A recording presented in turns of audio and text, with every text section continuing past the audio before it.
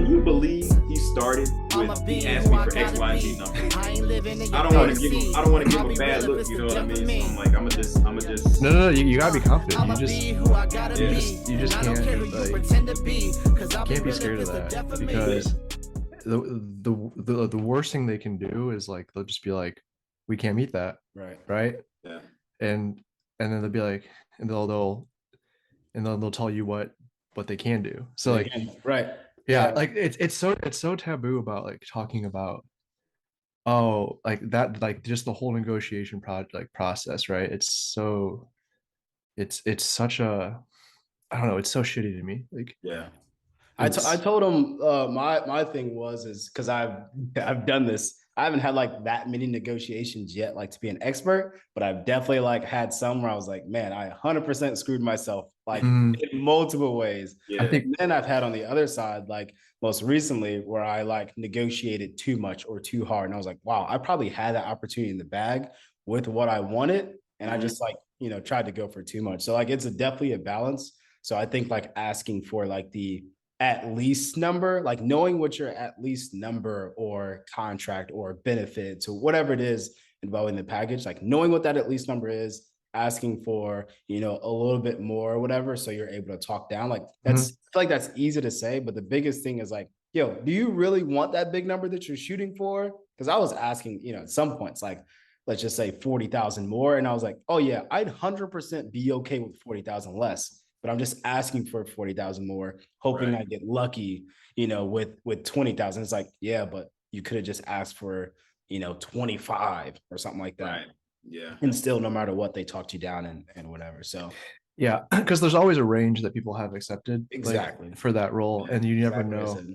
And it's really rare for people, in my opinion, at least in my experience with people in my network, it's really rare for people to like pull an offer if you ask for more.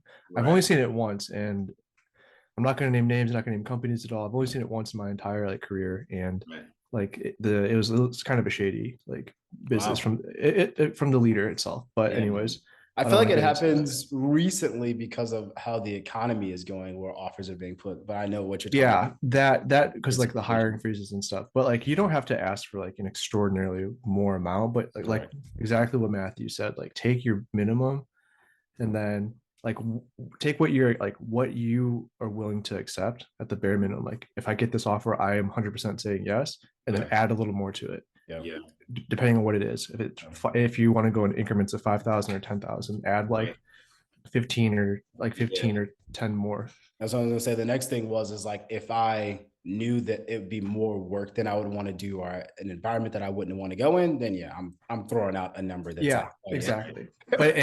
But it's always a safe bet to negotiate in some form, because there's always wiggle room. And then recruiters and stuff, they're expecting you to come back and say something. And especially, and if you're confident and you just be like, hey, I think I bring, X, Y, and Z to the table, like, or based on my experience, based on my skills, like I think I'm deserving of this.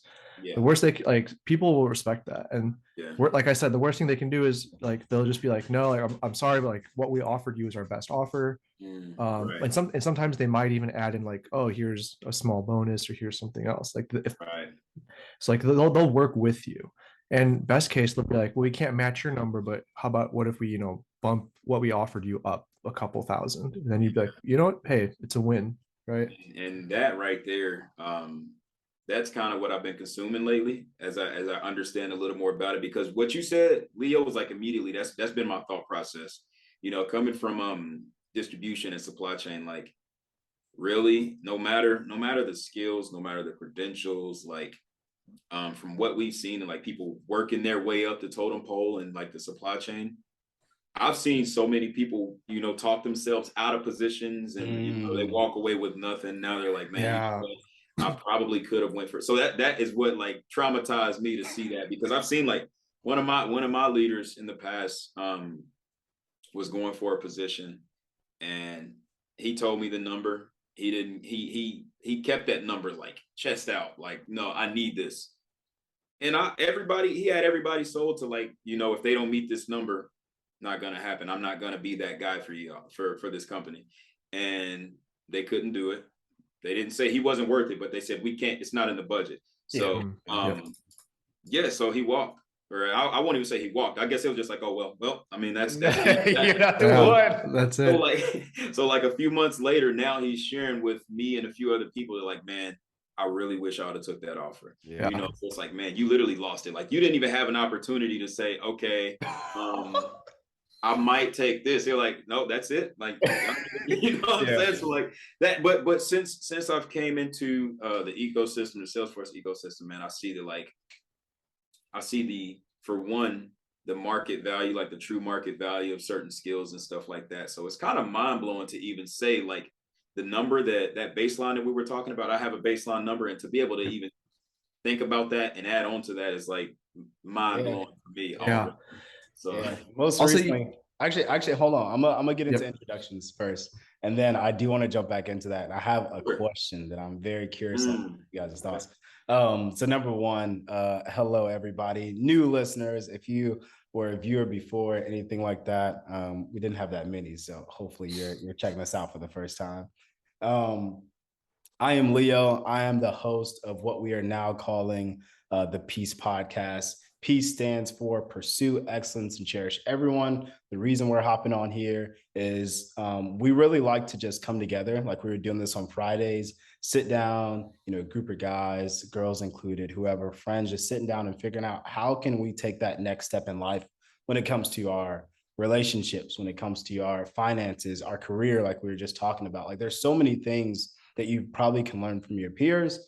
And I even do this like with middle schoolers. I know, Golightly is doing this with a lot of people in the ecosystem. Like Kenny's doing this with different, like we're all pouring into our peers, people that are younger than us, and sometimes people that are older than us. So again, I am your host, Leo. I am going to turn this over and let some other people introduce themselves. Not going to get too much into your background, but we're definitely going to get into introductions to hear about what y'all do, because they don't know nothing about me. I'm just like the bum here with the black background. So Los, I'm going to pass it to you first. Feel free to share whatever you want to. Hurry up so I get my train of thought back on. Okay. He's being modest, calling himself a bum. What's going on, everybody? My name is Los. I go by Los. My name is Karlos Golightly. Like you said, recently transitioned into the Salesforce ecosystem. And ever since I've transitioned, I've been focusing on thinking of ways that I could give back, look back and bring people that I work with, people that I know, people that I could see that I could bring value to, looking to bring them into the transition that I did and things like that. So that's been my drive here lately. And yeah, just happy to be on board with Leo and P.E.A.C.E and see what we can do to pour into each other and then also into the community. Yeah. Kenny Lo?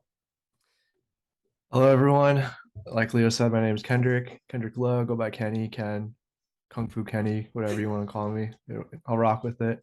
Also in the tech space, I'm a software engineer, but I came from the finance industry. So first, I made a career transition as well. And I think part of what I learned from that is I developed a huge growth mindset. I learned that you can learn from so many different people, and that's the mindset that I carry with me every day. And that's kind of how Leo and I got connected is, we learn from each other, learned a lot from Los just from meeting him recently. And so hopefully like what we can do here is connect different communities, connect different people, and just help each other grow. Yeah. Pass it back to Leo. Thank you both for introducing yourselves. The cool thing about what we have going on and what we've been doing already naturally is that like we are super normal people who come from like super normal families, or maybe even less than what people would call normal. And now we're already doing something. Karlos, you were saying it, like now we're already doing something like, holy crap, I couldn't imagine this.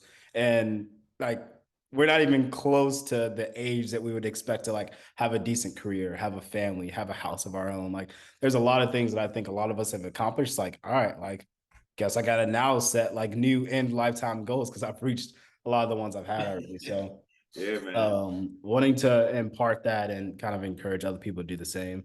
I lost half of my train of thought, but I do still have my question that I want to ask. So I'm not sure if we've talked about it or not, but there are stats out there that show that when people apply for jobs, it's kind of that contract negotiation thing, but when people apply for jobs, the comparison between male and female, males tend to apply for jobs that they're like, 60% qualified for. And females are notoriously applying for jobs they're like 80 to 90% qualified for. So typically every job I apply for, I'm like, oh yeah, I can do half of it. Yeah, I'll figure out the rest. And then like on the female side, and this is based on the statistics, not a subjective thing.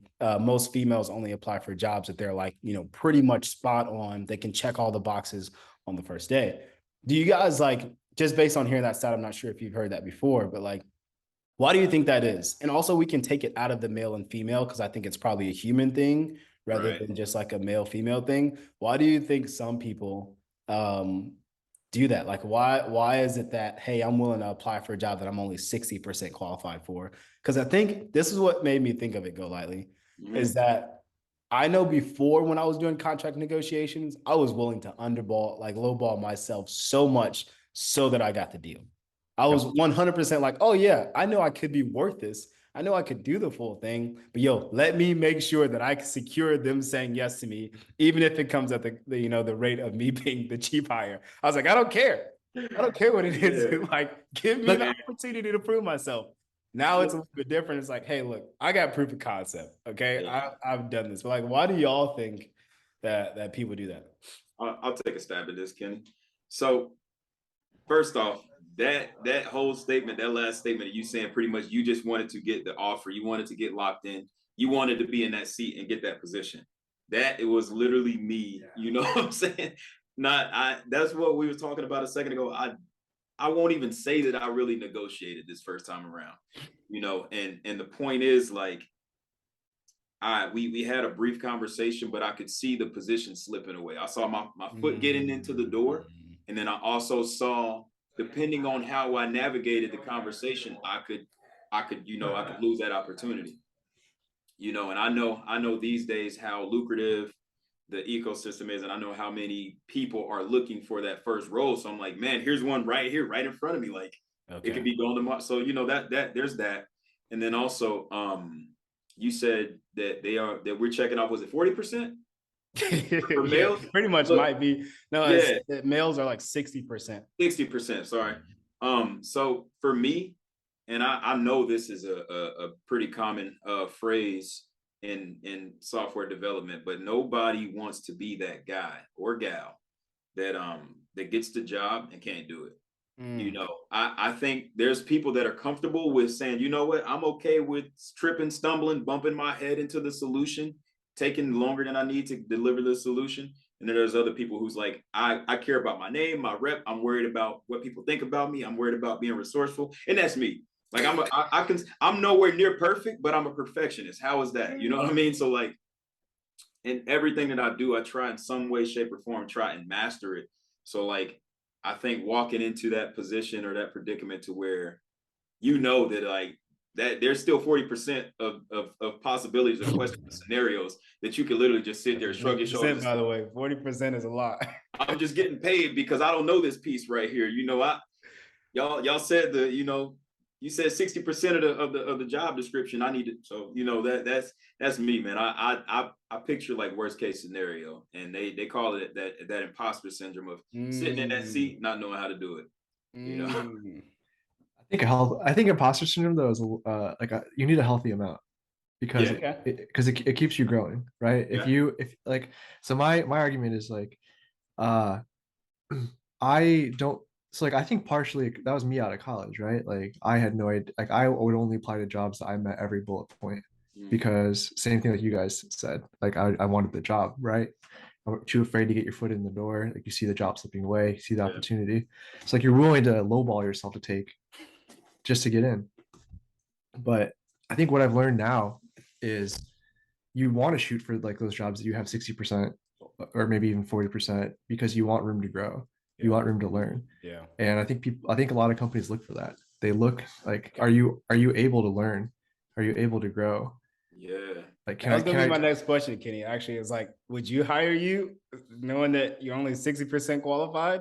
It depends, right? Because I think so. I've interviewed a lot of candidates, and I think you can tell a lot on their attitudes. Like I don't necessarily need you to know how to do everything from day one, but I need to be able to sit next to you and be okay working with you, and also be able can I teach you? Like, are you willing to learn? Are you willing to adapt? And are you a good teamwork? Like soft skills are way more important than technical skills. Because if you can't teach someone how to communicate, how to ask questions when they're stuck, or just communication is such a big thing. And it's like, you can't teach people these soft skills. You get someone who walks into an interview acting like they know everything. They have nowhere to go, right? If you're already good at what you do, or at least you think you are, Right. where do you go from there? You don't get better. You can't accept feedback. Yeah.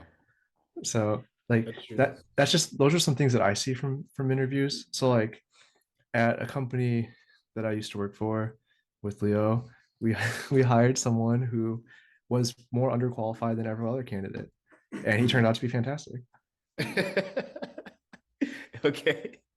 I mean, hey, good finish to that story. yeah, no, but he was. I will say he was the least experienced person that we interviewed, but he showed the most drive. He showed the most passion. He showed the most hunger. Okay. And he openly acknowledged that he didn't know, everything that he needed to do, but like he had a good baseline. He had a really good foundation, and just that hunger to learn, and that showing that aptitude that you're willing to get better, you want to get better, just that drive. You can't teach that. I love that. And now he's doing better than me. So good for him. All because of you. All because you gave him that shot. Yeah, I'll take credit for it. All right. I want to go back a little bit. You have something, Los? No, I was just saying that's the definition of learning from the best. Learning from Kenny. I want to go back a little bit into both of you guys' backgrounds. And, we've been talking a lot already about like pursuing excellence, like how do you learn, how do you grow, et cetera, et cetera. So can you guys, I know this is on the spot, it's like an interview question, but can you guys think of a time or a phase in your life, or even just like something that's like kind of reoccurring where you're always pursuing excellence? Like for example, for me, like typically I've taken like a 3-month sabbatical at this point on my whole fitness journey, but I'm about to get back to it. Give me a couple more days. And then, the workouts is about to be crazy. My cousin actually hit me the other day. It's like, hey, you trying to do a fitness challenge? I think he was calling me out. So hopefully he sees this. I think he was calling me out, say, hey, you looking a little chubby on the screen. So, but I haven't responded to the message on purpose. I'm gonna wait until I start working out again. All right, I'm about to text you every morning when I go though. I'm about to be going crazy. All right, we'll do a sweat check. But yeah, actually, I started up a group. Shout out to Gavin White, Ben Tapper, who's going to make an appearance one day, and then also Jay Fenderson, who's going to make an appearance one day. But I started a group chat with them because all three of them kept asking me, hey, you got any workout routines for me? You got any workouts for me? I was like, hey, man, look, I'm about to put y'all all in the group chat. There you go. Here's the workout. I'm about to do it, put myself on camera, and we're all like every single day just checking, not with a sweat check, not with a text. Literally, we put videos in there every single day. Yeah. So if you're watching this and you're asking me anything about fitness, I don't do that. Hey, text me when you finish your workout. No, I just want to see it. You can put a video in. You're about to do it, right? Set your camera up, and then do it. So anybody who's asking for accountability with me, I keep it super simple. Anyway, yes, cousin who called me out and, called me fat or whatever. Yes, we are about to do a challenge and I'm about to put you on blast. Oh my God. All right. So how do you pursue excellence? Thank you, Kenny. Kenny trying to take my spot as a host. No, that's what I was explaining though, is I think number one, it's routine. Like that's the biggest thing. Everywhere I go, positions that I take, like when I'm trying to like learn something or I'm trying to accomplish something, like always the first thing I do is like, all right, cool. What routine can I develop in order to make sure it's consistent? A lot of people take for granted just consistency. If I wash my car every day, then my car is number one, going to be clean. Number two, I'm going to learn more efficient ways to clean my car every single day. So like, that's a big thing for me, is just like, how can you create a routine? And then, you can do research, you can hop on YouTube and watch videos to hone in your craft. But like for me, pursuing excellence, like number one, start off with routine. I don't want to give anybody more than that. Like literally commit time, set it aside on your calendar to do this every single day. Yeah. Use a calendar. Like a lot of people don't use calendars. I know there's planners out there and books, but like I use my phone as my calendar. That y'all got on y'all all the time. Like use it as your personal, your work, all that stuff. Put it on there. Facts. I think I'll go next, Los. For me, a big thing in my environment and every company I've been at is just as two things. But I think they play a part. One, over communicate, especially now in this remote world. So many times people will have sidebar conversations or just jump in meetings and then no one writes anything down. So a week later, the same questions get asked. You have nowhere to point to. And you've already discussed it. So over communicate. And the biggest thing for me that I found that how I pursue excellence every day is just trying to be the best teammate I can be. Right. I want to be the best coworker, best teammate. And that involves, communicating, just asking questions when I need, like when something comes up. Don't be quiet, like be loud. And because unless you're trying to be loud, you're not going to get heard. Problems won't get noticed. Right. Like you have to raise concern. And it's not like, I'm not trying to be an asshole by over communicating. It's just like, especially when everyone's remote. I haven't met most of my coworkers because most of them are all over the country. Like we don't know each other on that level, and most of the time we just communicate through Slack. So it's right. Like you need to be able to have everything in a place where everyone can see it. Like so many times people go for help and they just send DMs back and forth. Right. But that information never gets out to light, and other people might be struggling with the same thing. So over communicate. That's a lesson that I need. So I'm definitely taking notes on what you just said. 100%. Especially for remote work, man. With this landscape, over communicate, and it's just like it never hurts to include too much detail for like work purposes. Like you're just trying to do your best to make sure that you're as accurate as possible. Do you have any methods for that, for over communicating? So like something I've tried to start doing is like doing video. Like somebody asked me, hey, how do I do this? I just create a video instead of like Slack. Video is great. I think getting more like Zoom interactions or Slack huddles, like just quick things to get to face, use your voice. But what I started doing now is, and I started this habit at my previous company, is taking notes, like taking meeting notes every time I'm in a meeting or I'm trying anything. And it's not even like, not like, you're in school taking notes every single time, but if there's like big points that jump out to me or questions that I think are important, I'll write it down and then I'll write the answer down.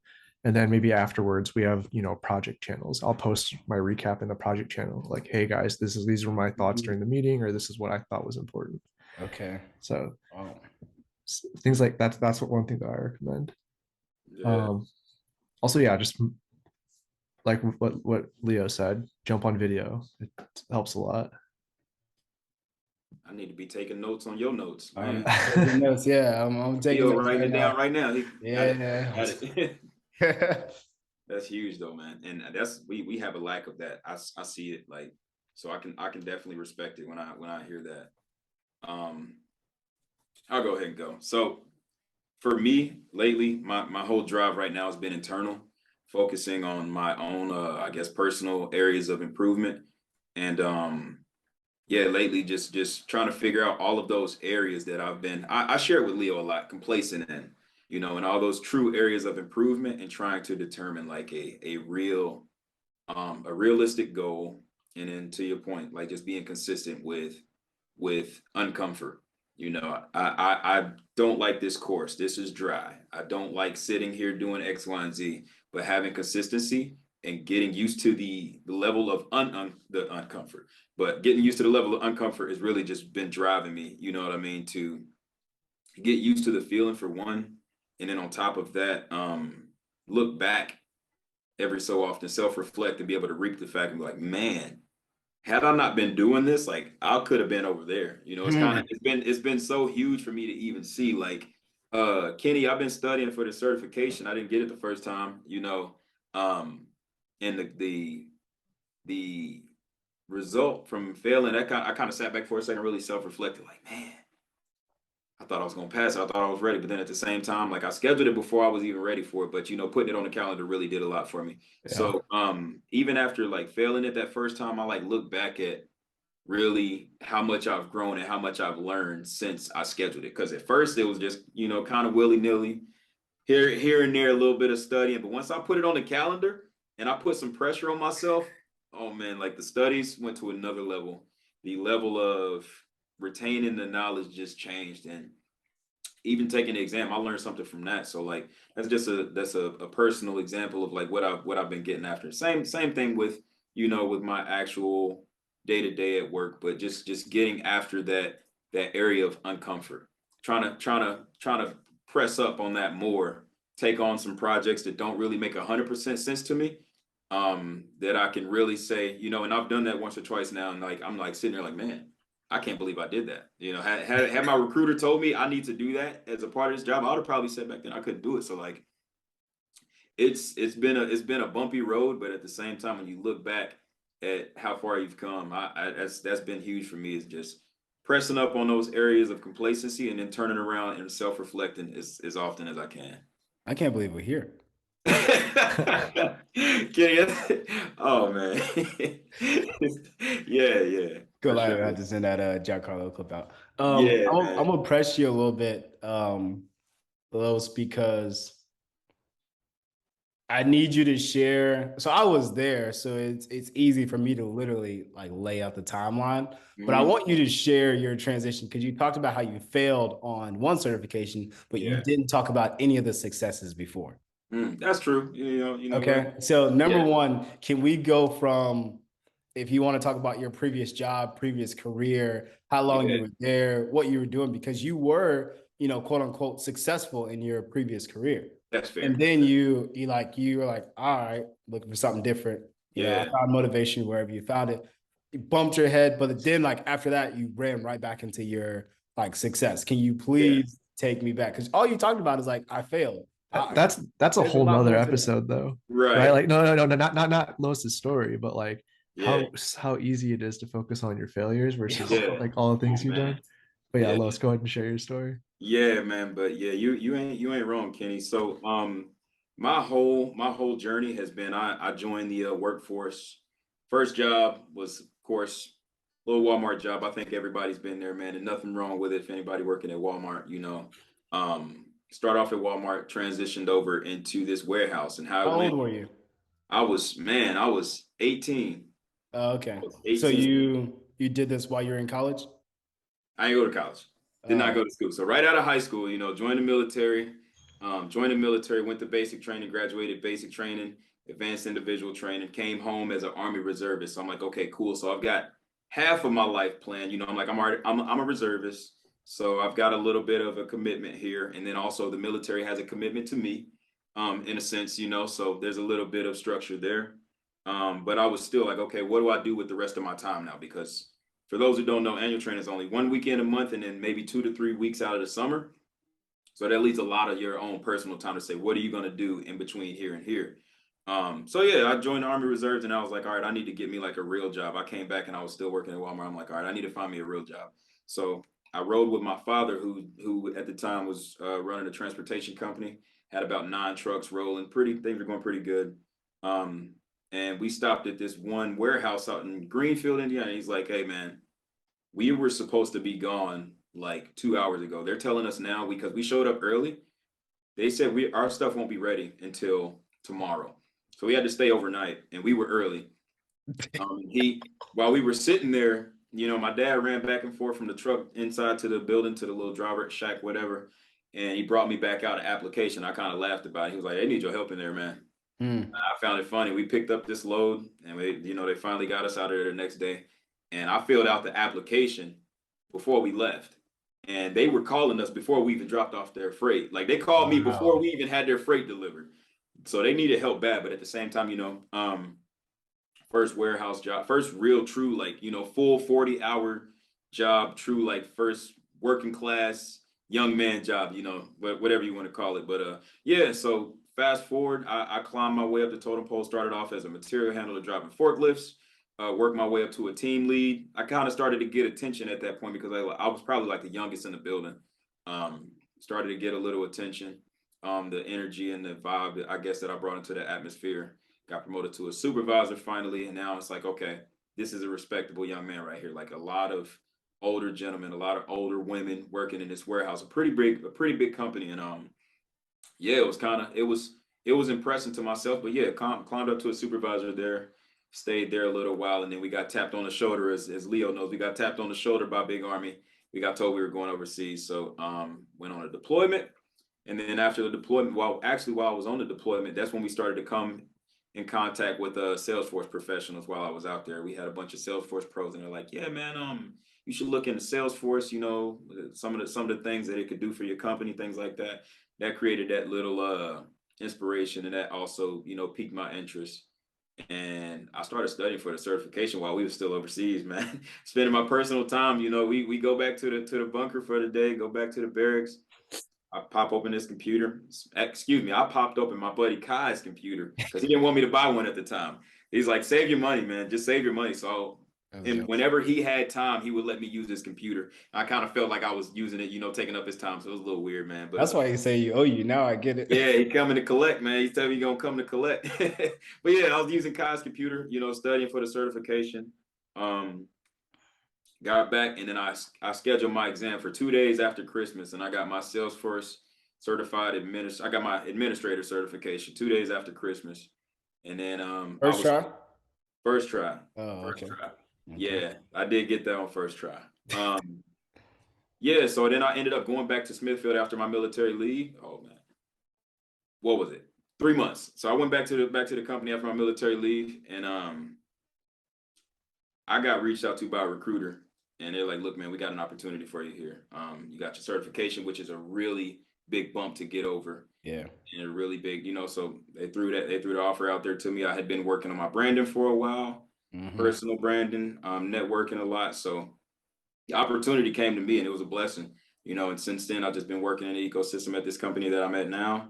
Really been enjoying it so far, and just, you know, just trying to see what I can do to make other people's transitions smoother than mine went. You know what I mean? I feel like there was a lot that I did that I didn't necessarily have to do, and there were some things that I could have done that I didn't do also, you know, so. Yeah, that's crazy. Like the fact that you went from warehouse to Salesforce in a year, number one, is impressive to me. And then people in the ecosystem talk about you passing your test on the first try. Yeah. Like, you just speed bump over it like it's normal. I haven't taken it yet. I'm not even prepped. And people are telling me like, yeah, I don't talk to him about that because he passed on the first try. But they don't know that you prepped for this for so long. And that's all you did too. That's one thing I love about Golightly is like whenever he's got his sight set on something, it's like, oh yeah, this is it. This is all I'm gonna focus on, you know, for whatever time I need to. So thanks for sharing that. I just wanted to get into that because you were talking about, you know, the failures, but like the accomplishment that you had alone was pretty crazy. Yeah. What do you think made you successful outside of you like dedicating your time? Like, what do you think made you successful in this little transition that you had? Or I don't even want to call it a little transition right now because it's not that, or like. Yeah, so honestly, what really made me successful was there was a moment of realization while I was at this warehouse, man. I kind of just thought about it, the position that I was in. I was really happy in the beginning. I made sure to be happy throughout the entire process, but you know, from material handler driving forklifts to team lead to supervisor, then I made it to supervisor, and I looked up at the next position, which was operations manager. And I looked at our ops managers and I said, you know, I don't think I want to go any higher. I looked at that and I'm like, there's no balance there, you know, just for my own personal reasons. I was just like, I don't want to go there. So it was kind of scary. I kind of feel like I reached the glass ceiling. I'm sitting here like, okay, I feel myself growing. I feel you know, everything to me, I was growing, I was learning more, getting educated. Now I'm learning, and it was just like, you know, it was like, what you need to find something else to do. Like you have to find another avenue. And then I started to say, oh man, I don't have a college degree. I didn't go to school, you know, so when I bumped into this opportunity and I'm hearing about Salesforce, I'm like, this is it. I'm looking into resources, and then Kai didn't know it at the time, but he's like, yeah, man, you'll need a degree to get into Salesforce. So that kind of scared me too. Then I started doing my own research and finding out about Salesforce Military, which is, we can talk about that another time, but you know, a bunch of different resources that they have available to veterans, right? And yeah, man, it was just like, whoa, so like this is a possibility. Like I think I got a chance in this. Wow. So I hit the ground like, and you know, with that realization, I just hit the ground running. I'm like, I know that I'm not happy doing what I'm doing now. I didn't really see any more room for growth. And then I see something with like a limitless, like there's just no ceiling, you know, the potential, just, I truly don't know the limit. So that's the exciting part versus, you know, where I was at. So that struck some motivation, and just like, I couldn't explain it myself. I'm just doing, you know, I just honestly, I just do it. I just wake up like, okay, this is what we have to do. I want to get here. I didn't have these opportunities. I didn't even have this. I've said it to you a few times. Like I can't believe, you know, the role that I'm in now, the roles that I'm being presented, the opportunities that I know are not, I may not be qualified for them now, but like the opportunities that I could see myself considering in the near future, man, it's insane. It's just that drove my motivation though, man. I can talk about that all day, but yeah. That's cool. That's cool. Kenny, did you have anything on that? No, I was just gonna say, dude, like amazing story. Like it's awesome to hear about your come up, and but also to hear like how far you have to go, right? Like Yeah. like you escaped your glass ceiling. Now it's the sky's limitless. Yeah, for real. Escape the glass ceiling. Oh man. Glass Yeah, I ceiling. didn't even know about how you even got into Smithfield. I had no clue how that shit. That's how I went, man. I find that hilarious though. Yeah, we didn't even drop off the load. We still had the freight in our trailer. Hey, you coming for an interview? I'm like, we're delivering y'all freight, man. That's hilarious. All right, so I want to ask, of course, y'all always know, like I like to do this, make sure like, hey, do y'all need help with something? We was talking about a little bit about contract negotiations at the jump. Is there anything else y'all want to put on the table before I get a little spicy? Y'all need help with anything? Oh, is there anything that we want to verbalize and socialize and like accountability wise? Let me think. Yeah. You know what? It's what is it, October 20th? Yeah. Yep. 7:27 p.m. Eastern time. Man, I need that. I need at least 3 certifications before the end of the year, man. Ooh. Oh, we're talking like long-term goal? I was thinking about short-term. That's what I was thinking, short-term. Yeah. It doesn't matter. I'm just talking about, hey. In general, yeah, that's where my like what I want to do here is like Los called me earlier today. It was like, hey, hey, you got a second to talk? And then I was like, yeah, sure. I had no clue what it's about. I thought he was gonna tell me like he couldn't help me with like the move or whatever. Yeah. He's like, yo, all right, I got a question. Yeah. Kenny, you got anything I can help with? Los can help with? Question you want to kick around? Man, you put me on the spot. That's a tough one. I did. Yeah, man. No, it's fine. If not, you can be like, no, pass. Let's we can rain check this for next week and we can open with I love it. Yeah. Let me think on it. How do y'all want me to publicize my fitness journey? I'm usually pretty private about it. I tried to create a fitness account to publicize it, to motivate, because like I said, a lot of people have asked me for accountability in that area. Hey, can you be my accountability partner? And I'm like, look, if I'm being honest, like I've met with so many people when it comes to fitness that they are willing to drop off, it's hard. It's not fun for most people. They don't have enough motivation or why to do it. So I'm like, I'll just create an Instagram. You can follow my Instagram if you want to. You know what I'm saying? Yeah. I don't have the Instagram on my phone. I don't know the login. But what do y'all think? How should I publicize that? Because that's been my focus. I've kind of settled in a lot of things in my career. I would ask you what's the overall intentions for it? Is it just for anybody accountability wise just for them to reference? Yeah, I think a lot of people are searching for it. Good question. Like constantly searching for it. And I'm not trying to do this for New Year's. I'm not trying to do this to monetize it, but a lot of people are constantly searching for like, hey, either how do I get started? How do I keep a routine? What's something easy for me to do?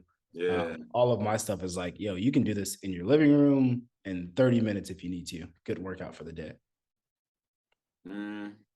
I mean, I honestly, of course, if you can get your login credentials, that would help. I would do it on Instagram though, man, or maybe make you a new one. But I've got a few people that I follow, and they post depending on how you want to do it. What's those videos called to where they clip it and take like a 30-minute video and turn it into like a 15-second, just something like that to where they get the point, Are they truly going to watch a video if you post a 37-minute video? Are you sitting there? I mean, if it's something they're going to do along, I don't know.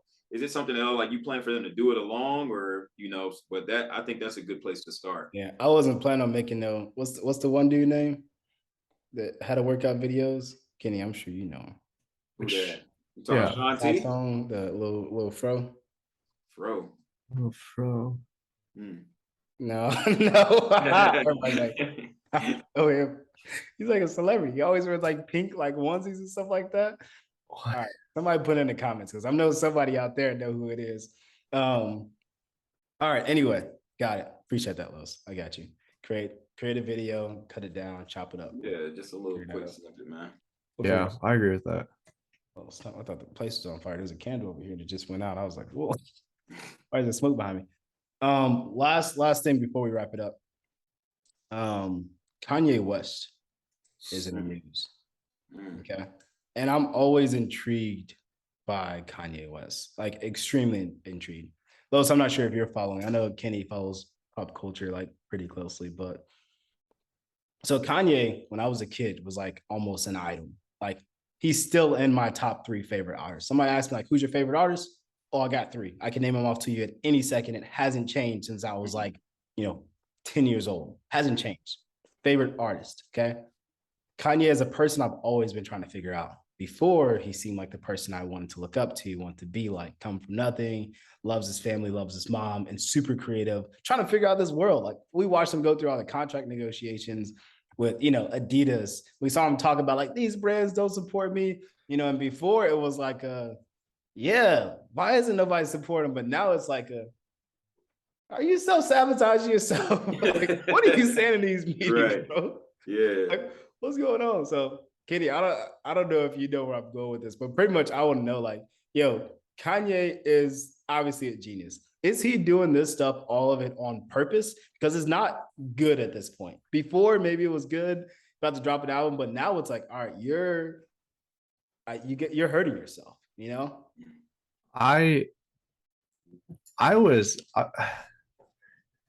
It's a good question. Because I was thinking like, man, this is all great marketing for everything that he's doing, but he's crossed the line now to the point where I'm like, you don't do any of these things that you're doing now if you're just trying to get attention. Like it was funny a few years ago when I was like, oh, this is just Kanye being Kanye. Like, like back when he interrupted Taylor Swift. Yeah.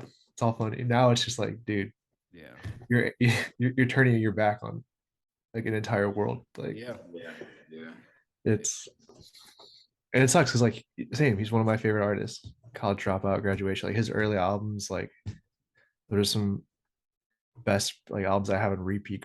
Like I want them on vinyl. Like, those are some of my favorite things. Yeah. Now it's just like, I don't know, man. It's hard. He runs for president in 2024. Are you voting for him or no? And you know what? Before you answer that, that's what I was just about to talk about, man. Like I feel like every artist has their fan base, and then they have like another tier of their fan base, like a smaller portion maybe that is like willing to go the distance for this artist, right?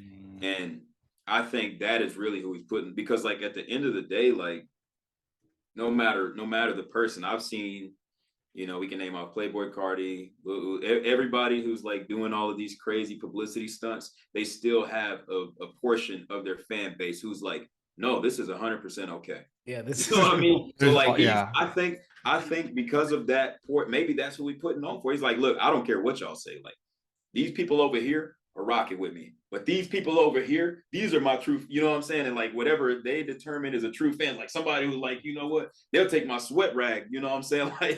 Like true fans, like willing to go the links for these artists. And I think Kanye has a very large fan base, and then he has like a smaller, like we said, he has a smaller like little section of people that truly just don't care what the man do. Right.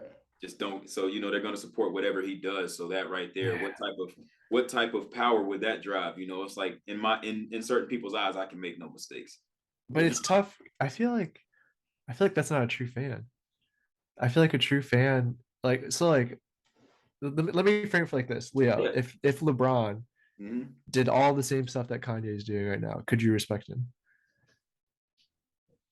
I would say no, because like I'm hopping off of the Kanye train. But like I would separate it. Really? You'd separate? I'm not saying that's a good thing. That's something that I'm trying to deal with right now. I separate Kanye from the artist. I say that Kanye has good music, but like him as a person, I can't follow that anymore. That's fair. How do you do that with the artist? Right. I think that's fair though. I think that's actually fair, because you're not you appreciate like his work, his craft, but him as a person you can't agree with, right? I think that's completely fair. But I'm still supporting him though.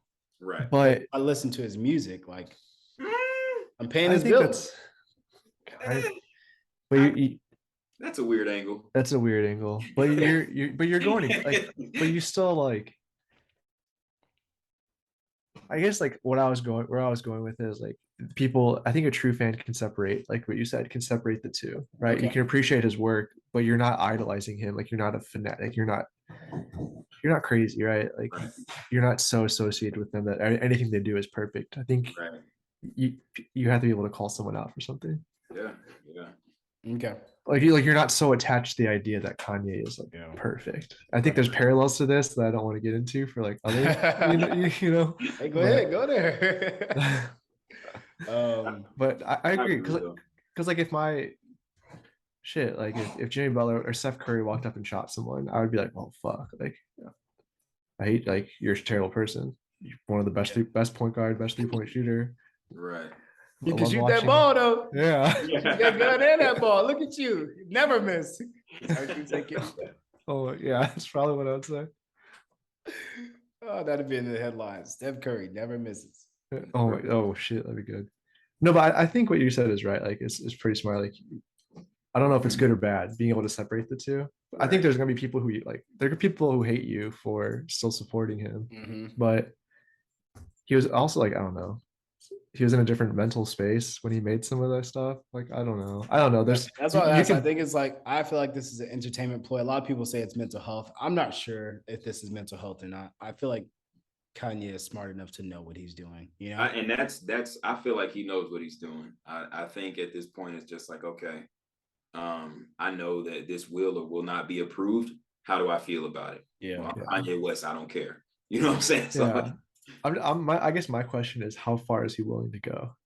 Yeah, exactly. I feel like he's already created like a whole new, like, I didn't even know this level existed. Like some of the things he's doing, like, whoa, what? You know what I'm saying? So like there's probably was some limits to where if you would have spoke on those before they happen, I'd say, nah, man, not yet.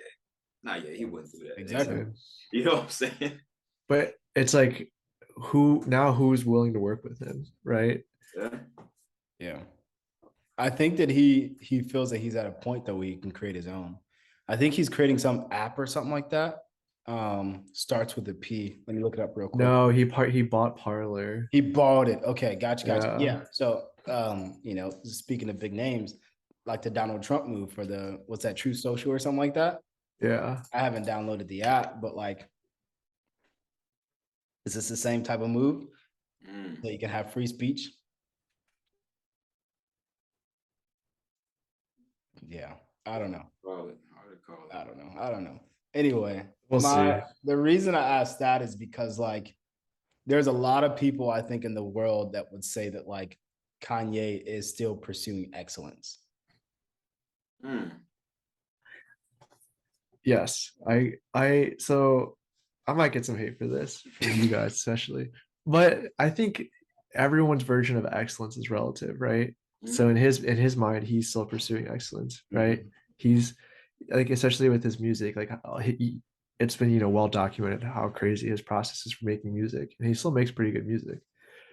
And so, like I think Kanye is a perfectionist, and he demands excellence out of himself and everyone else around him. So like he's pursuing excellence. Does it match what everyone else's standard of what excellence is, or no? It might be skewed, but in his mind, it is excellence.